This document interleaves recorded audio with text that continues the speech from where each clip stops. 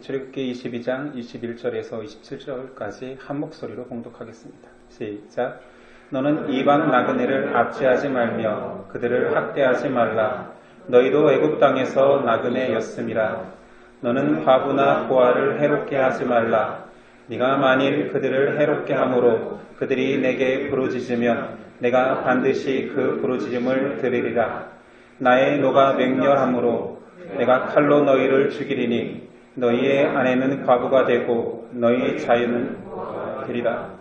네가 만일 너와 함께한 내 백성 중에서 가난한 자에게 돈을 꿔주면 너는 그에게 채권자 같이 하지 말며 이자를 받지 말 것이며 네가 만일 이웃의 옷을 전당 잡거든 해가 지기 전에 그에게 돌려보내라. 그것이 유일한 옷이라. 그것이 그의 알몸을 가릴 옷인즉 그가 무엇을 입고 자겠느냐. 그가 내게 부르짖으면 내가 들으리니 나는 자비로운 자임이니라. 아멘. 오늘 말씀의 제목은 모두를 위한 약자 보호법. 우리 율법을 배우고 있습니다. 율법은 크게 두 가지로 시민법과 제의법으로 나뉜다 했습니다. 오늘의 말씀은 그 시민법에 속한 배상법과 도덕법에 대해 나옵니다. 먼저 배상법입니다. 배상법의 핵심 내용은 1절에 등장합니다. 사람이 소나 양을 도둑질하여 잡거나 팔면 그는 소 한 마리에 소 5마리로 갚고 양 한 마리에 양 4마리로 갚을지니라. 쉽게 이야기해서 소 한 마리를 훔쳐서 그것을 팔아버렸거나 없애버렸으면 소 5마리로, 양은 4마리로 배상하라는 것입니다. 제가 신대원 준비할 때 이것을 쉽게 외우기 위해서 양사오소 이렇게 외웠던 것 같아요. 안 그러면 어떤 것이 컸든지 작았든지 숫자가 헷갈렸던 것 같습니다. 양사오소. 알다시피 우리는 지난 시간에 동해보복법을 배웠잖아요. 꼭 상하게 한 부위 그 부분만 상하게 하라. 그러니 1:1 배상이 원칙이라는 거지요. 그런데 오늘 훔친 거에 대해서는 5배, 4배의 배상은 너무 무겁다 여겨집니다. 율법에서 하나님이 이 도둑질에 대한 하나님의 생각을 알 수 있습니다. 하나님은 도둑질을 굉장히 중한 범죄로 보시는 거지요. 심지어 훔친 자가 배상할 수 없게 되면 자기의 몸을 팔아서까지 배상하도록 엄격하게 규정하고 있습니다. 현대적 관점에서 본다면 물질을 훔쳤으면 물질을 배상할 뿐만 아니라 그 피해자에게 정신적 보상까지 충분히 하라는 거죠. 소의 배상액이 더 높은 이유를 생각해 봅시다. 단순히 경제적 가치를 따져도 양보다 소가 더 값어치가 높기에 가중처벌이라고 생각할 수도 있습니다. 그러나 율법은 하나님의 정신이 담겨 있기에 소를 훔치는 것이 양을 훔치는 것보다 그 죄가 더 중하다 여기는 것입니다. 제가 질문해 보겠습니다. 양이 있고 소가 있습니다. 무엇을 훔치기가 더 어렵겠습니까? 작은 양보다는 아마 소를 훔치는 것이 더 계획적이어야 되고 힘들 거라 생각합니다. 소를 훔치기 위해서는 그 치밀함과 의도성이 다른 작은 짐승을 훔치는 것보다 죄가 중하다라고 보는 것이지요. 이 양사오소에 대한 배상법은 신약 성경에도 등장합니다. 삭개오가 회개하고 배상할 때 나오는 내용입니다. 누가복음 19장 8절. 삭개오가 서서 주께 여짜오되 주여 보시옵소서 내 소유의 절반을 가난한 자들에게 주겠사오며 만일 누구의 것을 속여 빼앗은 일이 있으면 내 갑절이나 갚겠나이다.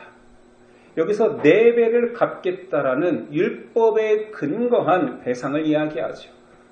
이 일을 통하여서 삭개오가 하나님의 율법을 마음속에 항상 기억하는 자였다라는 것입니다. 또 하나는 5배가 아니라 4배로 축소해서 갚겠다라고 한 것은 인색해서가 아니라 삭개오 스스로도 자기가 세류로 살면서 착취한 내용이 의도적으로 동정의 피를 빨아먹는 정말 심각한 착취자는 아니었다라고 생각한 것 같아요. 그러니 4배를 갚겠습니다. 저는 양을 훔친 자입니다. 정도로 생각하고 말한 것 같습니다. 오늘 말씀 배상법에서 특이한 점 하나가 나옵니다. 10절이 합니다. 사람이 나귀나 소나 양이나 다른 짐승을 이웃에게 맡겨 지키게 하였다가 죽거나 상하거나 끌려가도 본 사람이 없으면 두 사람 사이에 맡은 자가 이웃의 것에 손을 대지 아니하였다고 여호와께 맹세할 것이요 그 임자는 그대로 믿을 것이며 그 사람은 배상하지 아니하려니와. 쉽게 설명하면 한 사람이 자기 짐승을 이웃에게 맡겼습니다.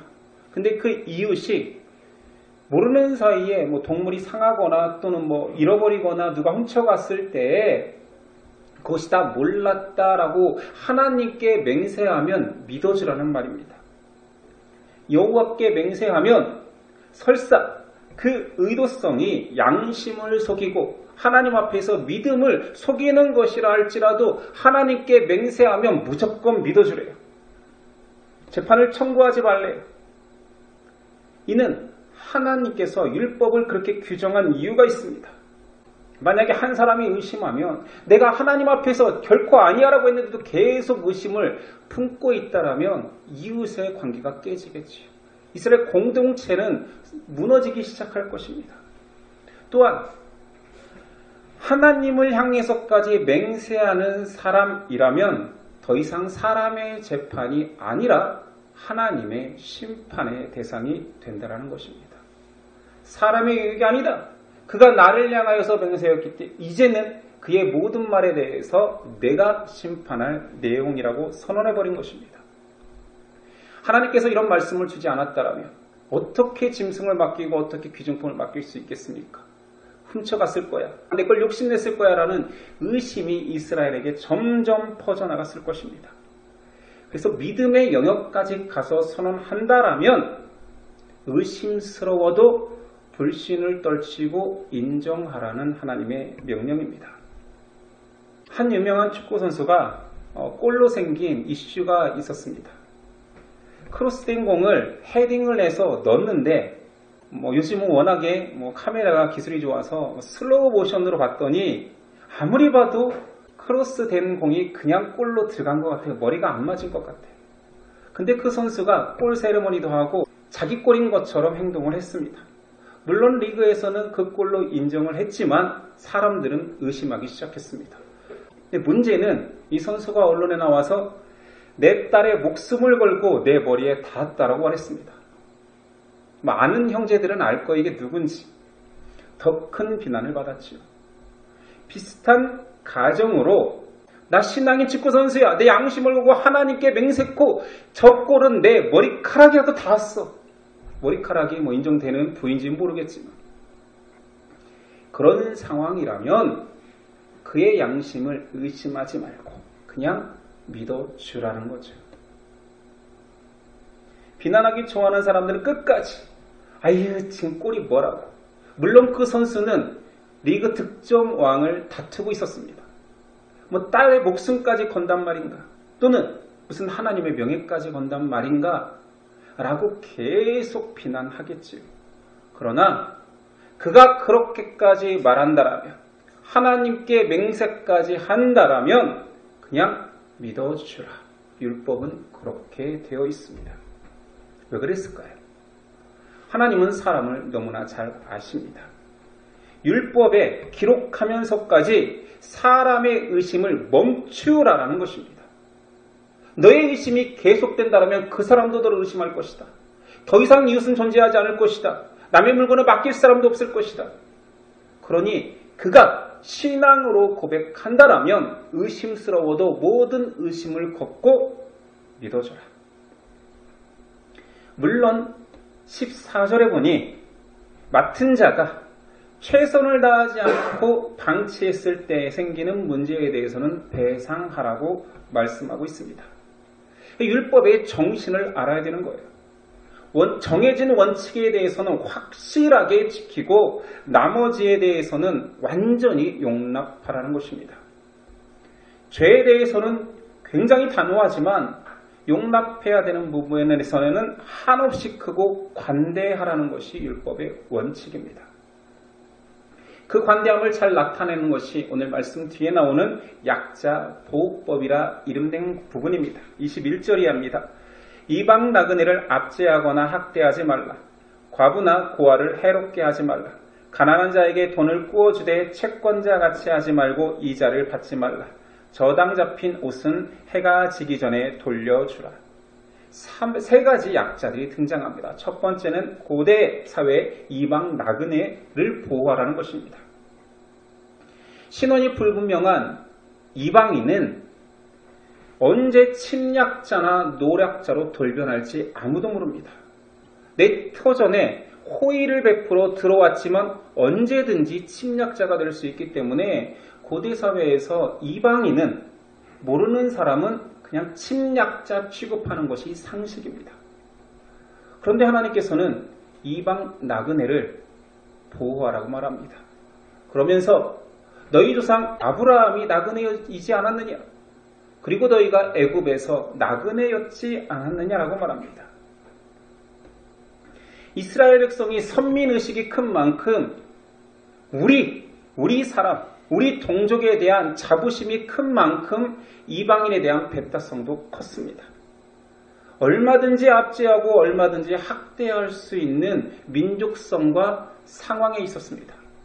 이때 율법은 하나님께서 이방 나그네, 혹 너희를 해할지도 모르는 의심이 드는 자라 할지라도 그가 피폐하고 굶주려 있다라면 보호하라고 말씀하십니다.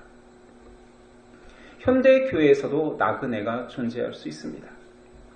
기존의 성도들이, 우리가 가진 공동체와 무리들을, 또한 공간을 우리 것으로만 점유하고 새로운 사람들에 대해서 무관심한 것이 혹시 율법에 기록되어 있는 나그네를 향한 무관심은 아닐까요? 내 교회, 우리 교회, 내가 아는 사람들만의 공간으로 불편한 사람이 들어오면 싫어하는 이 모습이 어쩌면 나그네를 보호하라는 율법의 정신에 위배되는 걸 수도 있습니다. 하나님께서 나그네를 보호하라는 것은 사실은 교만하지 않는 하나님의 백성으로, 순수한 하나님의 백성으로 그 마음을 유지하게, 또한 지킬 수 있게 하기 위한 아주 중요한 명령이었습니다. 그리고 단순히 약자인 이방인을 보호하기 위한 법이 아니라 하나님의 관심은 온통 하나님 백성이 있었어요. 너희도 이방인이었던 때를 기억하여서 나 닮은 사람은, 나의 백성은 그런 약자들을 보호하는 것이 너무 당연하다라는 것입니다. 그것이 너희 정체성과 하나님 백성의 정체성을 지킬 수 있는 일이기에 너희에게 유익하다라는 것입니다. 두 번째는 고아와 과부를 보호하라 하십니다. 고대 사회는 우리가 상상하는 것 이상으로 한 가정의 남성의 영향력은 절대적입니다.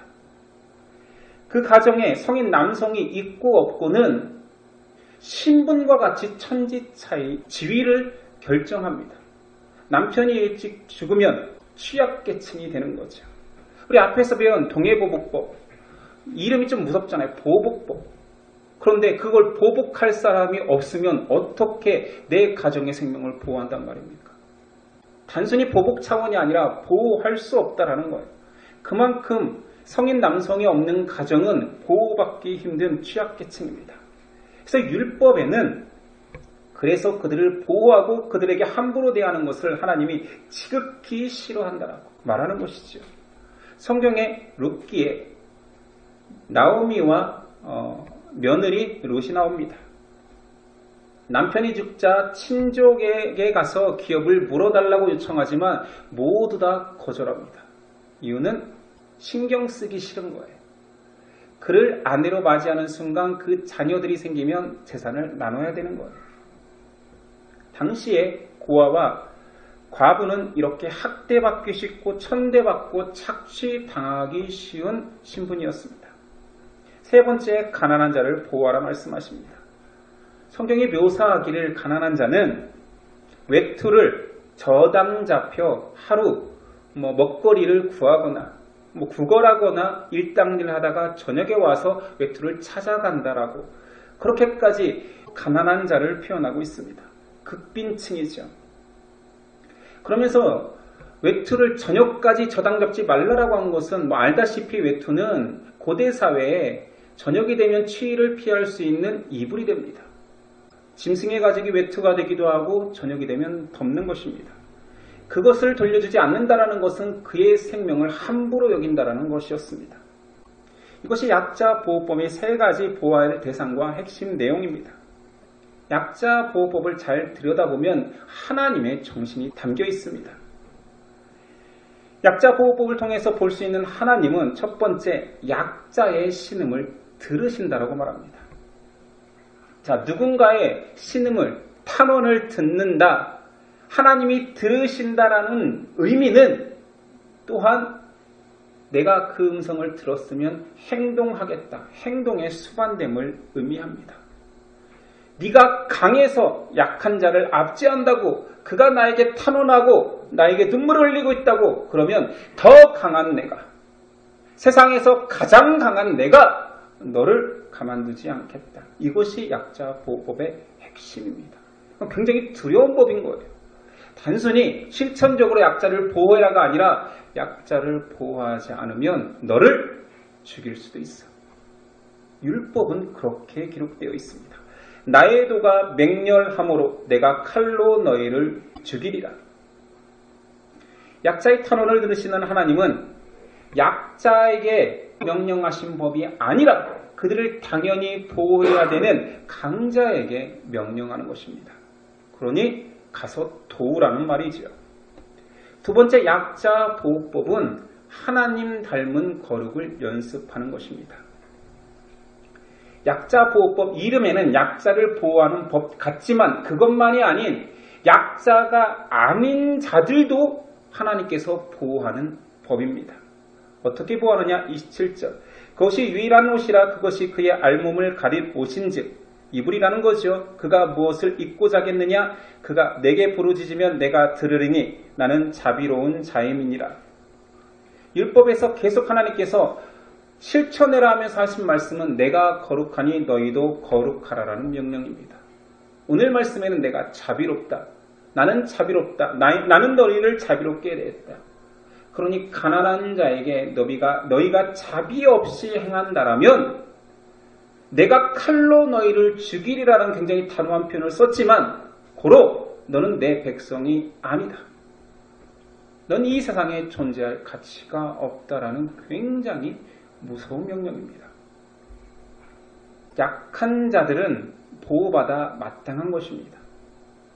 약자는 스스로 약자가 된 것이 아니고 가난한 자는 스스로 가난으로 달려간 것이 아닐 경우가 많습니다.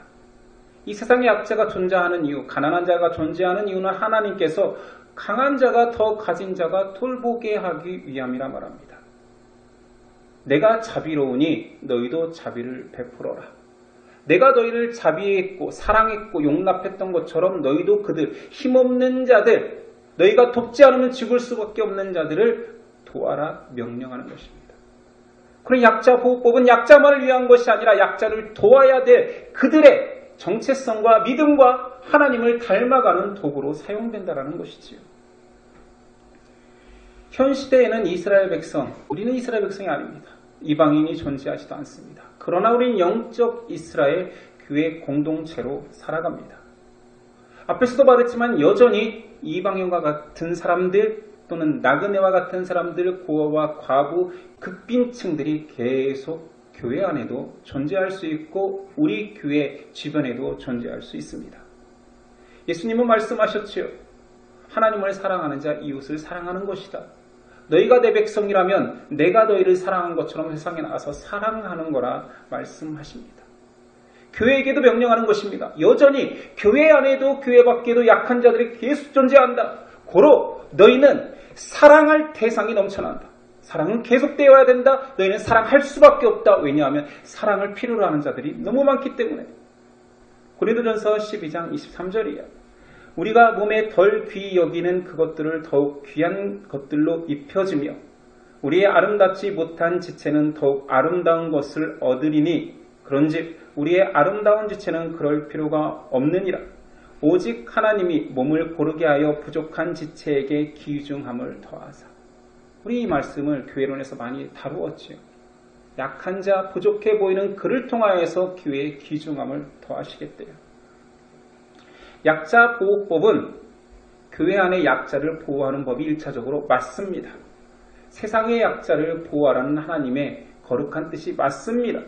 그러나 나아가 약자가 아닌 자들, 가진 자들, 교회로 본다라면 성숙한 자들, 직분자들의 섬김과 사랑을 통해 하나님의 교회를 세워가라는 하나님의 적극적인 명령으로 승화됩니다. 약자보호법은 하나님을 닮아갈 수 있도록 약자뿐만 아니라 강자로 표현할 뿐입니다. 그들에게 모두에게 필요한 법이라는 말이지요. 여기 잠깐 우린 율법의 역할을 다시 한번 묵상해 봅시다. 율법은 첫 번째는 나의 마음을 살피는 도구 또는 내 안에 싹트고 있는 죄와 욕심을 제어하는 도구가 율법의 역할입니다.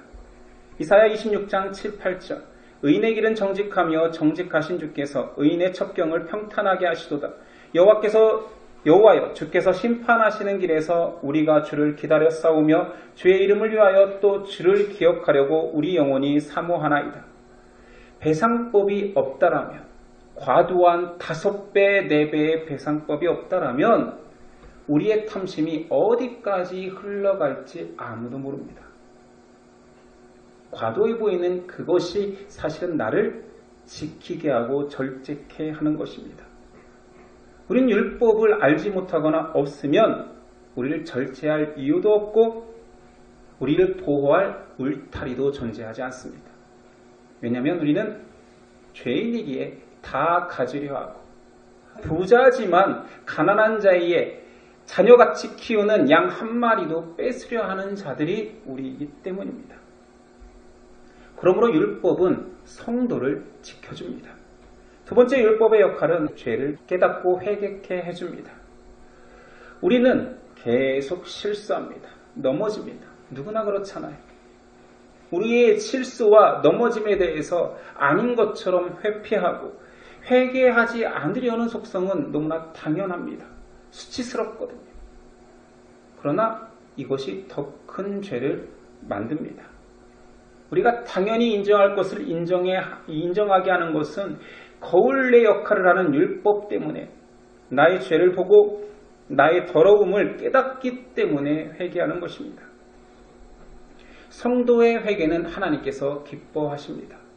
성도가 죄를 짓지 않는 것이 가장 좋겠지만 하나님이 기뻐하시는 것은 죄를 짓고 넘어질지라도 다시 회개하고 잘못을 뉘우치고 하나님 앞으로 나아가는 것입니다. 이것을 기뻐한다라는 것을 알기에 우리가 율법을 또 찾아가고 율법의 날을 비춰보는 것입니다. 시편 51편 3, 4절입니다. 물은 나는 내 죄가를 아오니 내 죄가 항상 내 앞에 있나이다. 내가 주께만 범죄하여 주의 목전에 악을 행하였사오니 주께서 말씀하실 때에 의로우시다 하고 주께서 심판하실 때에 순전하시다 하리이다. 우리 죄가 어디 있다고요? 내 앞에 항상 존재하고 그러나 내가 주의 목전에서 악을 행했을지라도 의로우신 그분께서 회개하고 돌아온 나를 용납하시리라, 용서하시리라 말씀하십니다. 세 번째 율법은 단호함이 있지만 관대함이 있습니다. 신학적 표현으로 말하자면 은혜와 진리죠. 율법의 단호함은 진리됨입니다. 오늘 말씀이 있진 않았지만 반드시 죽여야 될 세 부류가 나옵니다. 무당과 동물과 행음하는 자와 우상에게 제사를 드리는 자들입니다. 반드시 사형입니다. 이 세 가지의 죄를 잘 살펴보면 사실은 본질이 똑같습니다. 하나님을 거부하는 자들의 모습입니다. 무당이야 당연히 신접하는 자들이니 하나님을 멀리하는 자들이죠. 이방 제사는 말할 것도 없습니다. 동물과 행음한다라는 것은 단순히 수간하는 자를 죽이라는 것이 아니라 고대 종교 속에 동물과 수간을 통해서 신성해지고 그 동물이 가진 힘과 왕성한 생식력을 얻을 수 있을 거라는 믿음 때문에 이런 의식이 행해지고 있었습니다. 전부 다 우상숭배, 다른 신을 의지하는 모습입니다. 하나님은 반드시 죽이라 말합니다. 하나님이 창조주이십니다. 하나님이 생명을 함부로 하는 것이 아니라 하나님이 창조주이기에 그 생명의 주권자 주인이 하나님이라는 뜻입니다. 그런데 피조물이 그 창조주를 인지하지 못하고 오히려 창조주가 가장 싫어하는 하나님의 형상을 가장 망가뜨리고 하나님의 영광을 가장 무너뜨리는 그 행위에 대해서는 하나님은 죄 없다 하지 않습니다. 철저하게 심판하시죠. 우리는 피조물입니다. 주인이 있다라는 거죠. 그리고 하나님은 우리를 자신의 형상으로 만들었습니다. 그 형상을 무너뜨리는 수많은 죄들까지 하나님이 용납하시면서 받아주지는 않습니다. 이것이 바로 신약이 말하는 진리이며 율법이 말하는 단호함입니다. 두 번째는 율법의 관대함이죠. 은혜됨입니다. 약자보호법 우리가 계속 언급했듯이 이 속에서 하나님의 은혜의 사랑을 발견하게 됩니다. 세상은 함무라비 법전에서도 말했듯이 강한 자, 있는 자를 위한 그들을 보호하고 그들의 이득을 보호하는 법만 존재합니다. 율법은 약자를 보호합니다. 율법을 주신 분이 세상에서 가장 강력한 하나님이고 그 하나님이 너희같이 약한 이스라엘 백성을 용납하였다라면 내 백성 된 너희는 당연히 약자들을 보호하고 용납해야 된다라고 말하고 있습니다. 율법을 통해 성도는 사람을 인정하게 됩니다. 함께 살아가는 자들을 아끼고 배려하게 됩니다. 율법을 통해서 하나님 사랑을 받은 자들이 이웃 사랑의 실천을 함으로 인하여서 사랑을 키워갑니다. 이 또한 하나님을 닮아가는 것이지. 약한 자들이 없다라면 하나님을 닮아갈 도구가 그만큼 적어지는 것입니다. 오늘 말씀은 율법의 목적을 잘 드러내고 있습니다. 모두에게, 약한 자나 강한 자나 모두에게 하나님을 닮아가는 도구가 될 수 있다는 거지요. 약자보호법은 약자에게만 유익한 것이 아닙니다. 그들을 보호하며 배려하며 강자에게도 유익이 된다는 것이지요. 그래서 오늘 율법, 도덕법의 목적을 마지막 절이 말하고 있습니다. 너희는 내게 거룩한 사람이 될지니 들에서 짐승에게 찢긴 동물의 고기를 먹지 말고 그것을 개에게 던질지니라. 이 말의 의미가 무엇일까요? 가난하다라고 해서 율법에 금지한 밖에서 동물에게 찢긴 그 고기까지 주워 먹지는 말아라. 가난하다라고 해서 내 율법을 어길 수 있는 것은 아니야. 그리고 그 가난한 자가 들에서 찢긴 고기를 주워 먹을 정도까지 내버려둔 주변 사람들도 율법을 어기는 자들이야. 가난한 자도 자신의 상황을 핑계대면서 율법을 어길 수 있다라고 말하지 말아라. 강한 자들은 그 가진 것을 가지고 거룩에 관심 없는 것처럼 살지 말아라라는 뜻입니다. 우리는 율법과 계명을 몰랐다라고 핑계댈 수 없습니다. 머리털까지 세신 하나님은 우리를 너무나 잘 알기 때문에 우리에게 속아주지 않으십니다. 마태복음 25장 45, 46절. 이에 임금이 대답하여 이르시되 내가 진실로 너희에게 이르노니 이 지극히 작은 자 하나에게 하지 아니한 것이 곧 내게 하지 아니한 것이니라 하시리니 그들은 형벌에 의인들은 영생에 들어가리라 하시니라. 하나님은 다 아십니다. 우리의 마음의 의도까지 아십니다. 우리는 아마 둘 중에 하나로 불순종의 핑계를 삼으려고 할 것입니다. 하나님, 저는 없어서, 저는 가난해서, 저는 아직은 아니지 않습니까? 저에게 율법은 아직 그 정도까지의 가치는 없잖아요. 라고 하며 회피하려고 할 것입니다. 또 다른 사람은, 다른 부류의 가진 자, 있는 자, 강한 자들은 하나님이 도와주지 않아도 충분히 잘 살고 충분히 행복한데 구태여 제가 불편하게 내 불편을 감수하고 내 희생을 감수하면서까지 말씀을 따라야겠습니까? 라고 말할 수도 있습니다. 율법은 모든 신앙인에게 다 같이 적용되어야 되며 모두에게 말씀하고 있습니다. 하나님의 명령이 그런 것입니다. 없다고 약하다고 믿음까지 팔아먹지는 말아라. 들에 죽은 고기를 주워 먹지 말아라. 믿음 없이도 잘 살 수 있다라고 하나님 없이도 나 적당히 하나님 따르면서도 잘 살 수 있다는 자에게는 하나님께서 뭐라고 하신다고요? 내 칼이 너를 치리라. 율법은 굉장히 무서운 명령입니다. 단호함이 있고 그러나 관대함이 있습니다. 사람으로 살아가면서 이 복잡한 세상, 죄가 가득한 세상에서 과연 은혜와 진리로 우리가 살아갈 수 있습니까? 묻는다라면 우리는 불가합니다. 그러나 예수 그리스도께서 살아내셨잖아요. 내가 갔으니 너희도 갈 수 있다. 내가 순종했으니 너희도 할 수 있다. 내가 도우리라. 내가 나의 영, 거룩한 영, 성령을 보내 너희를 돕게 하리라 하지 않았습니까? 율법의 약자 보호법은 현대적으로 우리가 적용하고 재해석해야 맞습니다. 어떻게 해야 우리가 하나님 닮은 거룩을 연습할지는 상세하게 우리가 고민해야 되는 게 맞습니다. 그러나 이 시간에는 정신에 대해서 이야기했습니다. 율법은 약자를 보호하기만 하는 법도 아니요 강자를 보호하기만 하는 법도 아닙니다. 율법은 모두에게 하나님을 닮아갈 수 있는 거룩함을 이루게 하는 길입니다. 마지막 절을 다시 되새겨봅시다. 너희는 내게 거룩한 사람이 될지니. 하나님의 기대함이 너무나 큽니다. 약한 자도 거룩해질 수 있다 말하고 가진 자, 높은 자도 거룩해질 수 있다 말합니다. 율법에 순종하기만 한다라면. 우리가 약한 자를 향한 선행 배려를 멈춘다라는 것은 단순히 비도덕적인 사람, 괜찮은 사람이 되지 않는 정도가 아니라 하나님을 향한 사랑을 멈추는 것입니다. 이것이 굉장히 부담스러운 말이 되겠지요. 심판은 악인에게만 있는 것이 아닙니다. 하나님께서 의인도 심판이 있다. 마지막 날 너가 한 일을 통하여서 내가 셈하리라, 심판하리라 말씀하십니다. 여러분은 약자입니까? 아니면 가진 자, 강자입니까?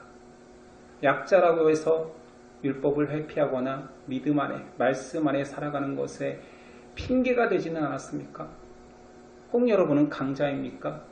다 가졌습니까? 아니, 세상에서도 가질 만큼 가졌고 믿음까지 있으니 보험도 들어놨다고 생각하십니까?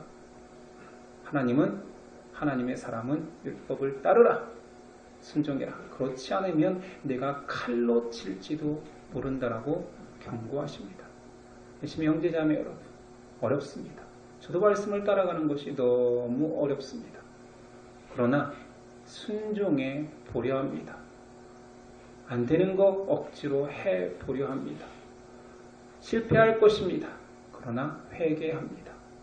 그리고 하나님을 다시 의지하며 하나님 힘주시옵소서. 왜 이렇게 말씀을 따라가는 것이 힘듭니까? 왜 이렇게 사람들을 사랑하는 것이 힘듭니까? 왜 나만 약자를 배려해야 된단 말입니까? 하소연할 때도 있을 수 있습니다. 그때 우리 서로 사랑해 본 사람들끼리 위로합시다. 나도 해봤다. 나도 거기까지 사랑해봤다. 나도 거기까지 말씀에 순종해 보려고 했다가 넘어지고 힘들고 이제는 하기 싫다. 그러나 네가 한다면 다시 해보겠다. 우리가 같이 해보자. 고백할 수 있는 우리 됐으면 좋겠습니다. 하나님은 우리를 거룩한 사람으로 변화되기를 지금도 기대하고 계십니다. 기도하겠습니다. 주님 감사합니다. 약한 자였던, 극빈자였던, 사회 소외계층이었던 우리를, 영적으로 가장 비천한 자였던 우리를 그리스도의 십자가의 보혈로 왕의 자녀가 되게 바꾸어 주셨습니다. 그리고 이제 율법을 주시며 가진 자는 사랑해야 된다. 가진 자는 약자를 보호해야 된다. 그것이 너를 위하여 좋다. 그것이 나를 닮는 길이다 말씀하고 계십니다. 사랑만 받기 원하는데 왜 자꾸 사랑만 하라고 하십니까? 배려받기만을 원하는 나인데 왜 자꾸 배려만 하라고 하십니까? 힘들고 부대낍니다. 그러나 만왕의 왕이신 그리스도께서 이 땅에 오셔서 그렇게 배려받지 않고 배려만 하고 사랑받지 않고 사랑만 하고 그를 위해 희생하는 사람 없이 희생만 하다 승천하셨습니다. 그렇다면 우리도 작은 예수 되어 그 길을 걸어가 보겠습니다. 우리에게도 믿음과 성령을 허락하여 주옵소서. 기대하며 예수 그리스도 이름으로 기도드립니다.